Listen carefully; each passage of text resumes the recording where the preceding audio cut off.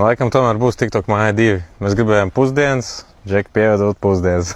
Sagribēju saldējumu, Džeki piebrauca saldējumu. Saimnieki, ko mums var piedāvāt? Ko es tev varu labi garšīgi piedāvāt? Ar mandelēm, ar iekstiem, tumšajā šokolādē, koliņu, apelsīnu, laimu, citronu. Šitais jau tā kā kokteils.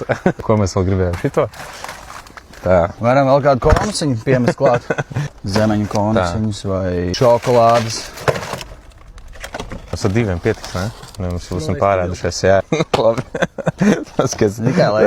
Vat šitais man patīk. Vienmēr ar bonus iedod vēl ekstra. Uzvārīt pelmeņus, kaut kādus pankūkus. Tu vari uzvārīt arī? Nē, to es nevarēšu.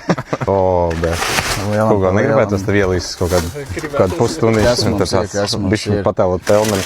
Gārnelītis bez šaulas. Jā, labs. Astēm lielās. No kurienes tev nāk? Tas kaut vācu tādi. Spars.